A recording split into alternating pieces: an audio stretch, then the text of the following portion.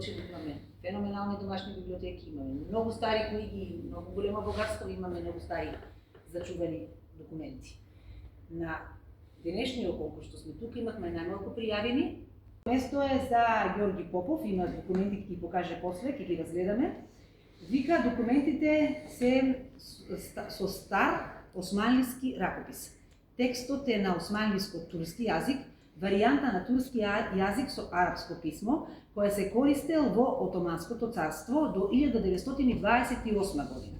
На дното на документите има султанска тугра, монограм, символ на султанот, официјален подпис кој се користел во сите правни и административни документи. Документите содржат табела со имиња и податоци, подпис или катастерски запис на земјиште, даноци или имот. Еден од документите има украсна рамка и е официјален ферман или тапија потврда за собственост. Това са тие документи, ќе ги видиме после. Второто место е за Максим Стефановски. Тоа што успеав да го најдам, вели дека документи кои се многу значајни историски извори поврзани со официјалното утврдување на границите на кралството СХС, подоцна Југославија, со соседните држави по Првата светска војна. Првиот документ е врзан со Најскиот договор од 27 ноември 1919 година, мировен договор меѓу сојузниците и Бугарија. Вториот документ е најверојатно верзија и потврдување на југословенско-грчката граница. Овие документи представуваат службени геодетски и дипломатски извештаи кои биле основа за официјалните карти и за правното утврдување на државните граници.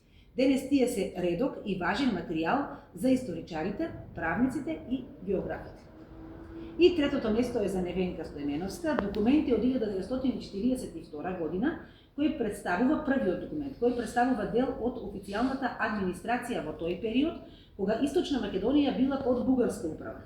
Тие се вредни семени и историски сведоштва. Пишувани се на бугарски јазик со стар правопис.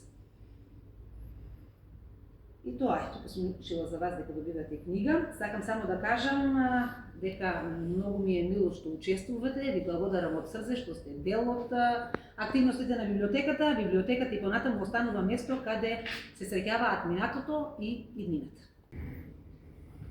Како што гледате, оваа се документи или така наречени денешни нотарски записи од османлиски период, од места во село Град.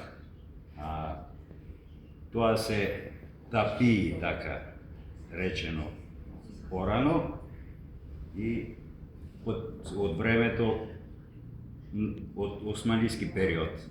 Од османлиски период се гледа печатот на султанот,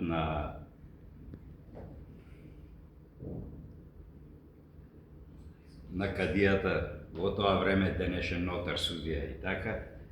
И тоа е тоа.